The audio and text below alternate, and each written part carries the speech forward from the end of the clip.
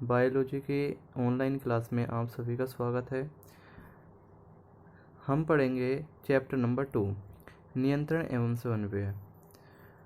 सबसे पहले हम चैप्टर का नाम का मतलब जानेंगे कि चैप्टर का नाम का मतलब क्या है। नियंत्रण एवं समन्वय। नियंत्रण क्या होता है और समन्वय क्या होता है। नियंत्रण होता है किसी भी चीज़ पर कंट्रोल करना और समन्वय होता है किसी भी दो वस्तुओं के मध्य तालमेल बनाए रखना।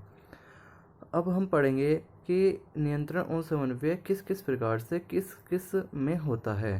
तो सभी प्रकार के जीवों में जो होता है वह नियंत्रण एवं समन्वय होता है।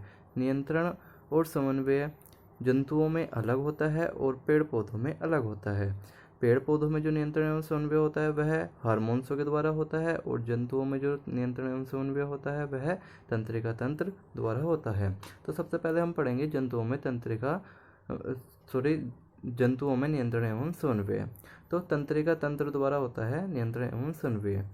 तो तंत्रिका तंत्र जो है वह 3 अंगों से मिलकर बना होता है। तंत्रिका कोशिका, मस्तिष्क और मेरुरज्जु। तंत्रिका कोशिका हमारे शरीर में एक जाल नुमा फैली रहती है, पूरे के पूरे हमारे शरीर में जाल के रूप में पाई जाती है। और यह किस प्रकार से हमारे शरीर में कार्य करती है। तंत्रिका कोशिका का कार्य होता है कि हमारे शरीर में जो भी आवेग होता है उसको मस्तिष्क तक पहुंचाना और मस्तिष्क से उसके प्रति उत्तर लाना। तो तंत्रिका कोशिका जैसे कि मैंने अभी बताया कि एक जाल के रूप में हमारे शरीर में होती है। तो तंत्रिका कोशिका 3 प्रकार की हमारे शरीर में पाई जाती हैं। सबसे पहले संवेदी तंत्रिका कोशिका, दूसरी है चालन तंत्रिका कोशिका, तीसरी है मिश्रित तंत्रिका कोशिका। तो सबसे पहले हम पढ़ेंगे संवेदी तंत्रिका कोशिका का कार्य क्या होता है। तो संवेदी तंत्रिका कोशिका का कार्य होता है कि जो भी हमारे शरीर में संवेदनाएं होती हैं, जैसे कि नाम से ही पता चल रहा है संवेदना।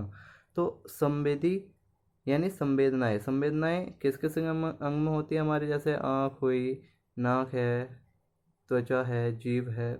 ठीक है, इन सब में जो होता है हमारे क्या होता है संवेदनाएं ग्रहण होती हैं। तो जैसे हमारे त्वचा को किसी ने छुआ, ठीक है, तो उसका पता जो करेगी हमें कौन बताएंगी, संवेदी तंत्रिका कोशिकाएं। यह उसका आवेग लेकर के जाएंगी मस्तिष्क में और मस्तिष्क से हमें बताएगा कि हाँ तुम्हारे शरीर को या तुम्हारी त्वचा को किसी ने छुआ है।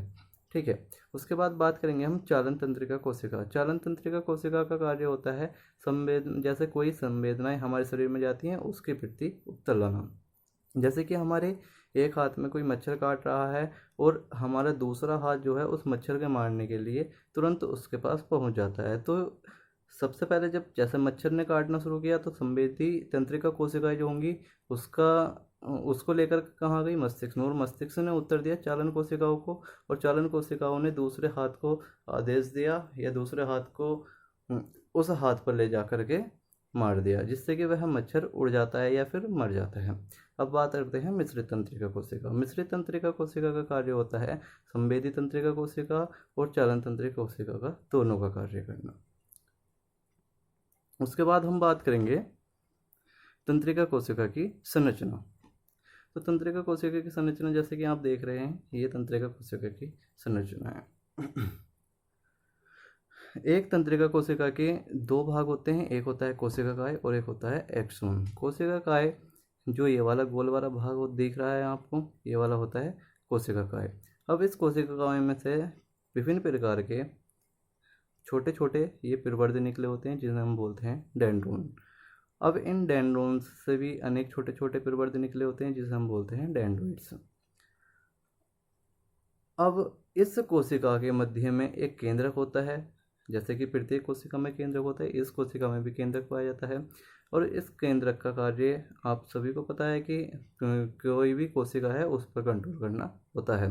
और इसके चारों तरफ ये खाली स्थान जो होता है, इसमें खाली स्थान में कोशिका द्रव्य पाया जाता है और इसमें निःशल्स कण भी पाए जाते हैं।